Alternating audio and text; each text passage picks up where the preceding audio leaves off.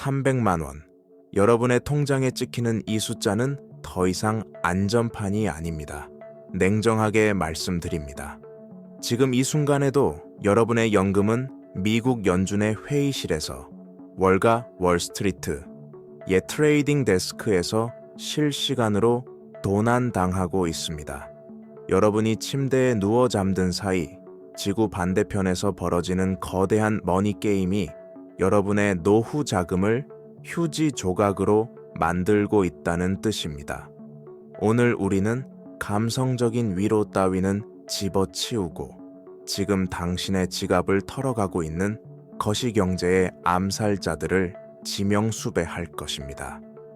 첫 번째 암살자는 바로 미국의 파산적 빚잔치입니다. 2026년 1월 현재 미국의 국가부채는 38조 달러라는 인류 역사상 유례없는 임계점을 돌파했습니다. 이게 얼마나 끔찍한 상황인지 감이 안 오실 겁니다. 쉽게 설명해 드리겠습니다. 현재 미국 정부가 1년 동안 벌어들이는 세금 수입의 약 30% 이상이 오직 과거에 빌린 돈의 이자를 갚는 데 쓰이고 있습니다. 국방비보다 교육비보다 복지비보다 이자 비용이 더 커진 상태입니다. 기축통화국인 미국이 폰지 사기, 폰지 스킴과 다를 바 없는 빚 돌려막기로 연명하고 있다는 충격적인 사실이 지금 글로벌 금융시장의 가장 큰 뇌관입니다. 이 뇌관이 터지면 한국의 연금 수령자인 여러분은 어떻게 될까요? 미국은 이 감당 불가능한 빚을 해결하기 위해 두 가지 중 하나를 선택해야 합니다. 달러를 무한대로 찍어내 빚의 가치를 희석시키거나 아니면 고금리를 유지해 전 세계의 돈을 미국으로 빨아들이는 것입니다. 어느 쪽이든 한국 경제에는 재앙입니다. 달러를 찍어내면 전 세계적인 초인플레이션이 발생해 원자재 가격이 폭등합니다. 반대로 고금리를 유지하면 한국의 자본이 미국으로 빠져나가 원화 가치가 폭락합니다. 즉, 1달러에 1,300원 하던 환율이 1,500원, 1,600원으로 치솟아 수입 물가를 미친 듯이 끌어올린다는 이야기입니다. 여러분의 연금 300만 원은 그대로인데 마트의 물가는 30%, 40% 오르는 구매력의 붕괴. 이것이 바로 앉아서 당하는 벼락거지, 조용한 파산의 실체입니다. 여기에 두 번째 암살자, AI 버블의 역설이 가세하고 있습니다. 2023년부터 시장을 광기로 몰아넣었던 인공지능 테마가 2026년 들어 싸늘하게 식어가고 있습니다. 엔비디아를 비롯한 빅테크 기업들의 주가 횡보는 단순한 조정이 아닙니다. 시장이 비로소 그래서 AI가 지금 당장 돈을 벌어다 주는가? 라는 질문을 던지기 시작했기 때문입니다. 수천조 원이 투입된 데이터 센터와 전력망이 실제 기업의 이익으로 연결되지 않는다는 AI 수익성 회의론이 확산되는 순간 지난 3년간 부풀려진 자산 거품은 2000년 닷컴 버블처럼 순식간에 터질 수 있습니다. 버블이 터지면 안전자산 선호 심리로 인해 달러는 더욱 강세가 되고 한국 같은 신흥국 통화와 자산 시장은 직격탄을 맞습니다. 여러분이 믿고 있던 한국의 부동산 그리고 원화 표시 자산인 연금의 가치가 동시에 타격을 입는 퍼펙트 스톰이 형성되고 있는 것입니다. 60대 은퇴자들이 30년 넘게 성실히 일해받은 연금이 고작 마트 장바구니 하나 채우기도 버거워진 현실. 이것은 여러분의 과소비 탓이 아닙니다. 고장난 글로벌 화폐 시스템이 여러분의 웰스를 강제로 이전시키고 있는 명백한 금융 수탈의 현장입니다. 지금부터 우리는 이 수탈의 메커니즘을 낱낱이 파헤쳐 과연 내 자산을 어디로 피신시켜야 할지 생존 전략을 찾을 것입니다. 도대체 왜 이런 일이 벌어진 걸까요? 단순히 물가가 좀 오른 게 아닙니다. 우리가 평생 믿어왔던 돈의 법칙이 완전히 고장 나버린 것입니다. 이 사태의 원인을 파헤치기 위해서는 시계를 잠시 2021년으로 되돌려야 합니다. 당시 미 연준, 즉 세계 경제의 사령탑들은 치명적인 오판을 저질렀습니다. 인플레이션 조짐이 보이기 시작했을 때 그들은 일시적이다, transitory 라는 말만 반복하며 돈 수도꼭지를 잠그지 않았습니다. 마치 불이 났는데 소방차가 와서 휘발유를 뿌린 격입니다. 그 결과 시중에 풀린 막대한 유동성은 실물 경제로 흘러가 생산성을 높이는 대신 자산 시장으로 흘러들어가 부동산과 주식, 코인 가격만 비정상적으로 부풀려 놓았습니다. 그리고 이제 그 거품의 대가인 고물가라는 청구서가 우리 식탁 위로 날아온 것입니다. 하지만 이것은 단순히 정책 실수가 아닙니다. 더 근본적이고 구조적인 재앙이 시스템 깊숙이 자리 잡고 있습니다. 바로 부채 슈퍼사이클의 종료입니다. 지난 40년 동안 세계 경제는 저금리라는 마약에 취해 있었습니다.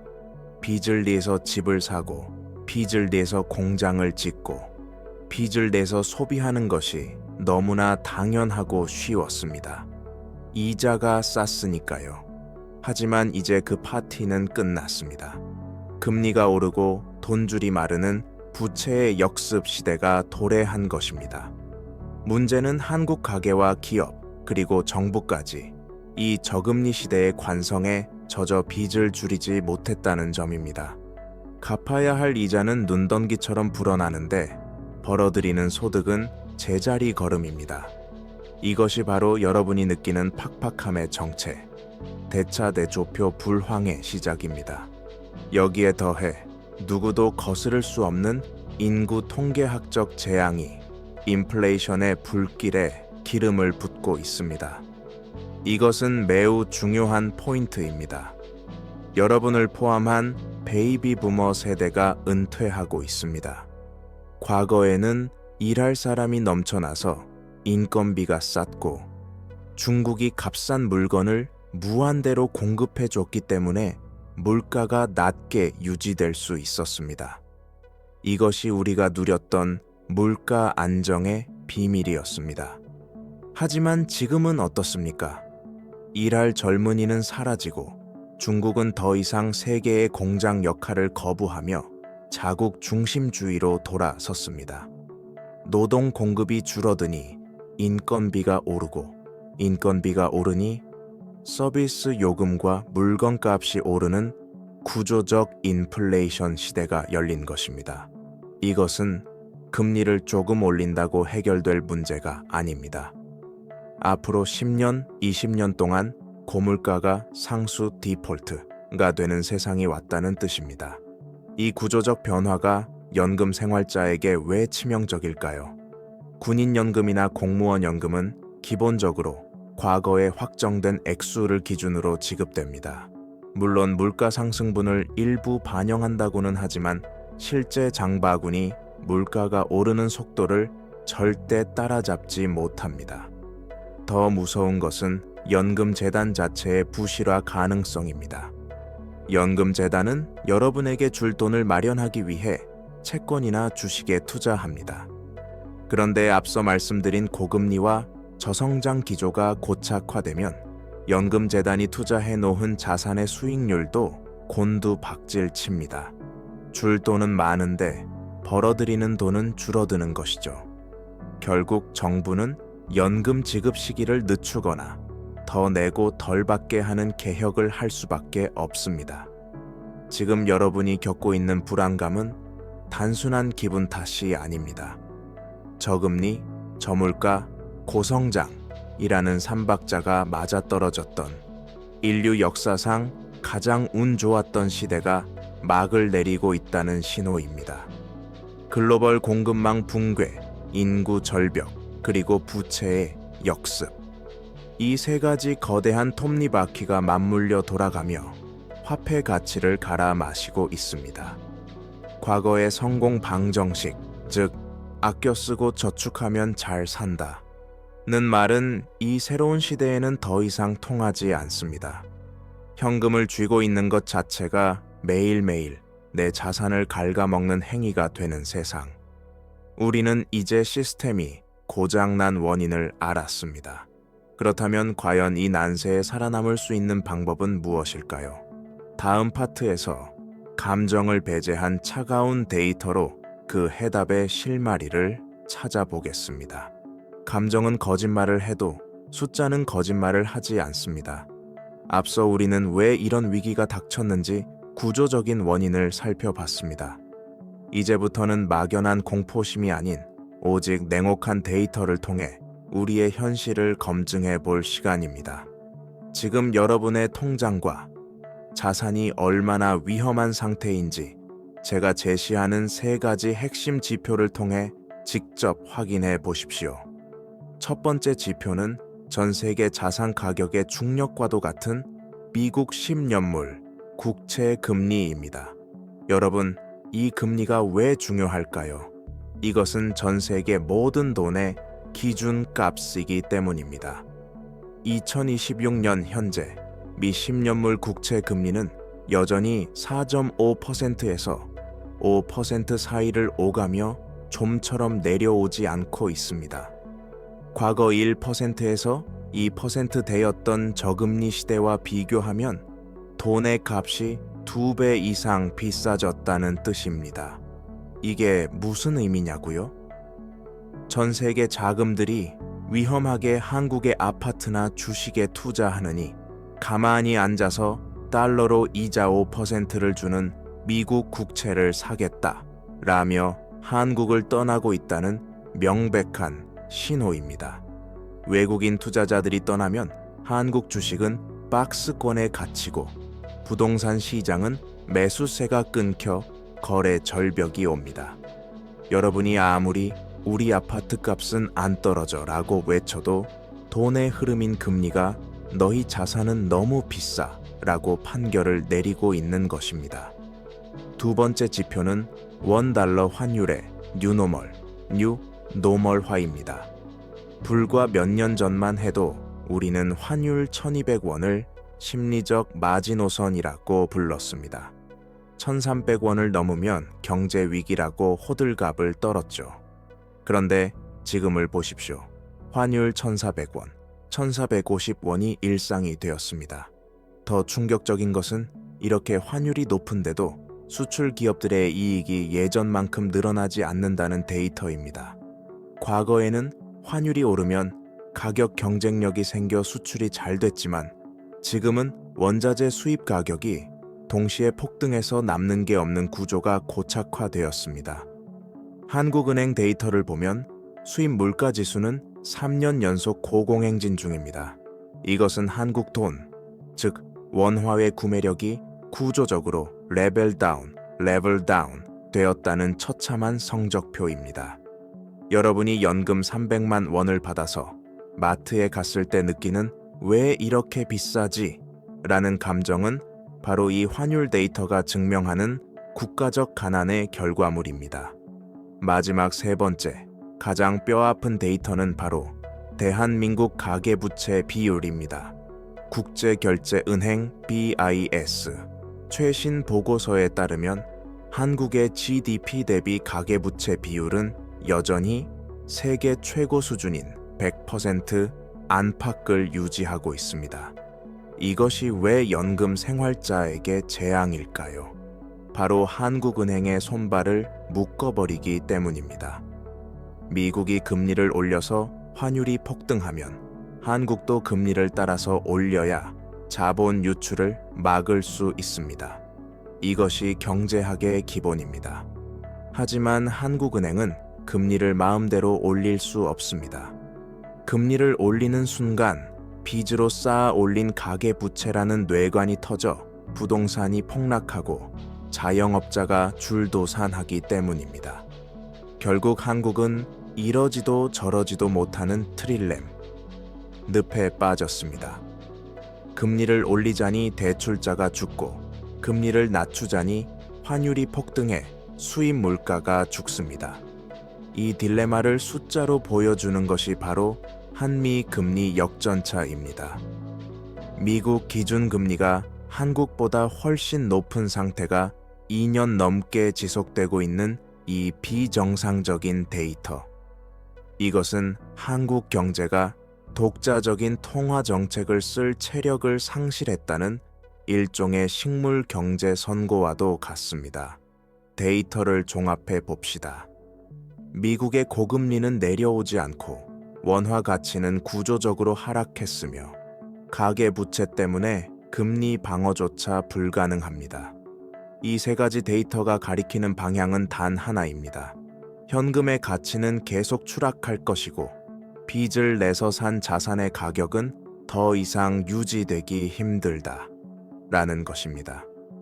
정부가 아무리 경제가 튼튼하다라고 말해도 채권 시장과 외환 시장의 숫자는 한국은 지금 응급실에 있다 라고 비명을 지르고 있습니다. 여러분은 누구의 말을 믿으시겠습니까? 정치인의 말입니까? 아니면 거짓말을 하지 않는 이 차가운 숫자들입니까? 이제 우리는 이 참혹한 현실이 개인의 삶을 어떻게 파괴하고 있는지 현장의 목소리를 들어볼 차례입니다. 지금까지 우리는 거시경제라는 거대한 담론과 차가운 숫자를 확인했습니다. 이제 저는 카메라의 렌즈를 가장 낮고 가장 처절한 곳, 바로 여러분의 삶의 현장으로 돌리겠습니다. 뉴스에서는 GDP가 성장했느니 수출이 호조라느니 떠들어대지만 여러분이 피부로 느끼는 현실은 어떻습니까? 한마디로 질식입니다.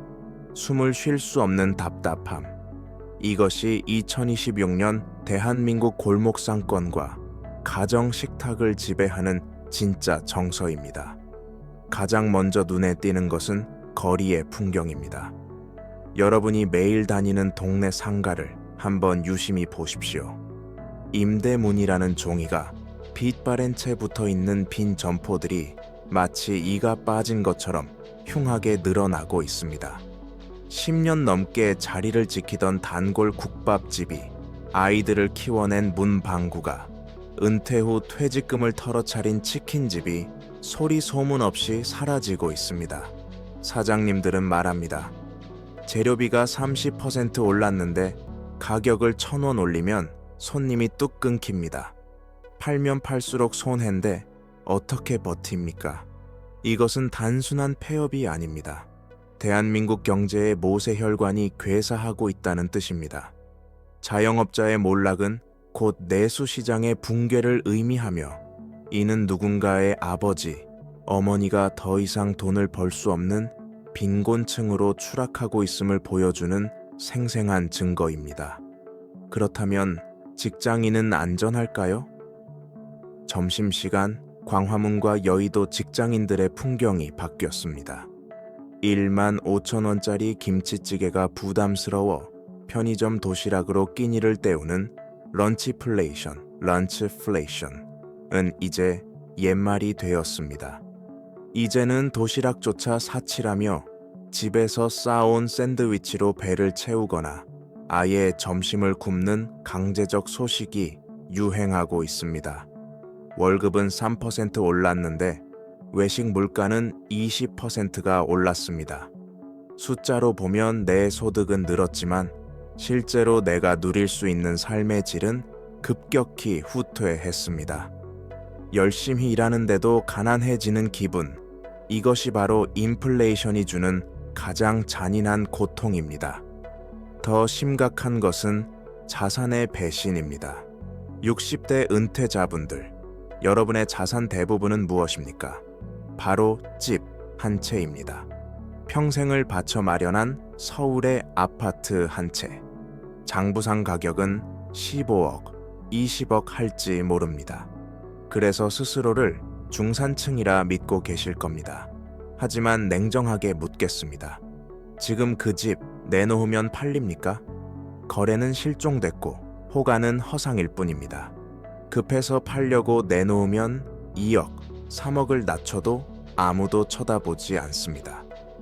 깔고 앉은 집값은 비싼데 당장 쓸 현금이 없어서 마트 할인 코너를 서성이는 하우스 푸어. 비명. 이것이 바로 2026년 대한민국의 서글픈 자화상입니다. 집값이 오르면 뭐 합니까?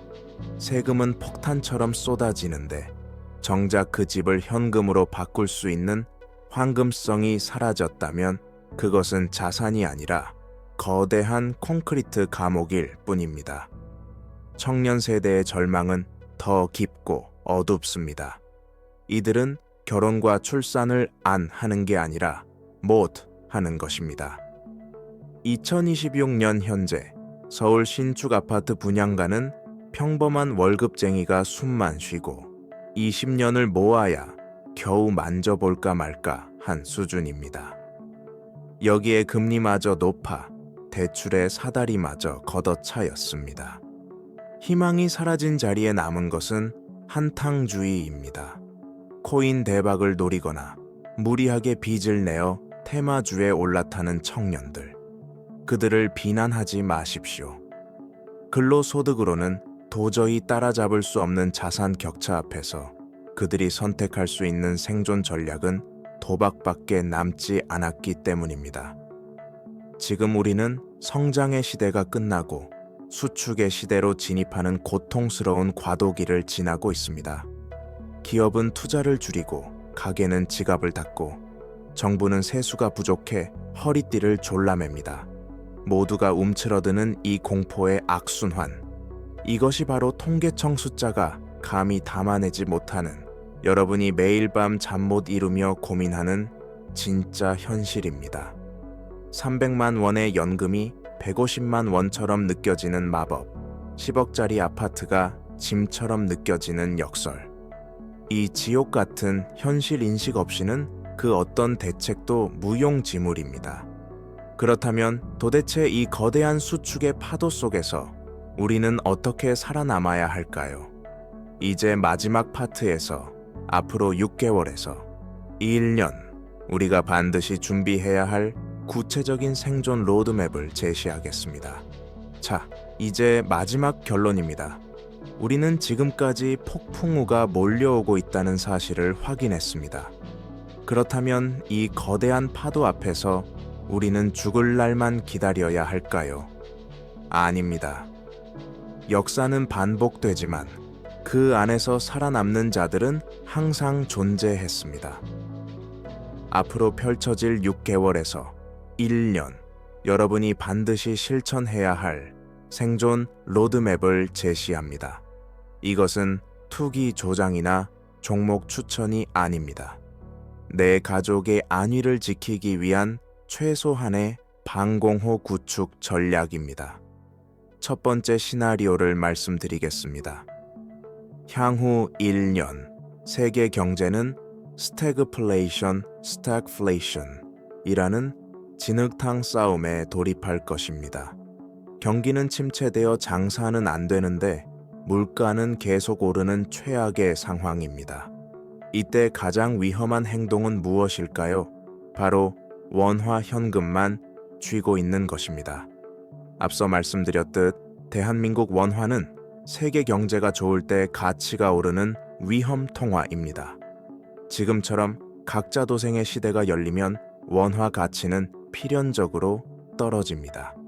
따라서 여러분의 자산 포트폴리오에서 원화 비중을 줄이고 달러와 금이라는 방패를 반드시 확보해야 합니다. 금은 단순한 귀금속이 아닙니다. 지난 5,000년 인류 역사상 그 어떤 화폐가 종이 조각이 되어 사라질 때도 유일하게 가치를 보존해온 진짜 돈입니다. 지금 당장 은행에 가서 금 통장을 만들거나 실물 금을 조금씩이라도 사 모으십시오. 그리고 여유 자금의 최소 30% 이상은 달러 예금이나 미국 단기 국채, T빌로 옮겨 놓으십시오. 한국 경제가 흔들릴 때 환율 상승으로 인한 환차익이 여러분의 자산을 방어해줄 유일한 해지 수단이 될 것입니다. 두 번째 전략은 부채 다이어트입니다. 이것은 선택이 아니라 생존의 필수 조건입니다. 언젠가 금리가 내리겠지 라는 안일한 기대는 버리십시오. 설령 미 연준이 금리를 내린다 해도 그것은 경기가 너무 망가져서 어쩔 수 없이 내리는 침체형 인하일 가능성이 큽니다. 이때는 은행들이 돈을 풀지 않고 더 옥조에게 됩니다. 대출 만기 연장이 거절되거나 가산 금리가 폭등할 수 있다는 뜻입니다.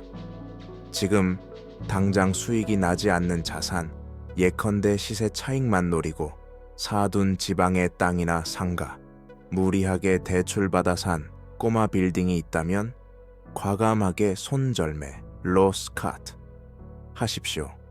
지금 손해보는 1억 원이 나중에 경매로 넘어가 날리게 될 5억 원보다 훨씬 쌉니다. 빚이 없는 상태, 야말로 고금리 시대에 가장 확실한 수익률을 보장하는 최고의 투자입니다. 세 번째, 성장이 아니라 현금 흐름 캐시플로우에 목숨을 거십시오. 지난 10년은 아파트 값이 오르고 주식이 오르는 자산 가격 상승의 시대였습니다. 하지만 앞으로의 10년은 다릅니다. 자산 가격은 정체되거나 하락할 것이고 대신 매달 꼬박꼬박 들어오는 현금의 가치가 왕이 되는 시대가 옵니다. 은퇴자 여러분, 300만 원 연금이 부족하다면 덩치 큰 아파트를 팔아 주택연금에 가입하거나 규모를 줄여 차액으로 배당주나 채권 같은 인컴, 자산을 늘려야 합니다. 내 집 한 채는 남겨줘야지 라는 생각 때문에 깔고 앉아 있다가는 집값은 떨어지고 생활고에 시달리는 비극을 맞이할 수 있습니다. 자식에게 물려줄 최고의 유산은 빚 없는 집이 아니라 가난하게 늙어가는 부모의 짐을 지우지 않는 것입니다. 마지막으로 마인드셋을 완전히 바꾸십시오.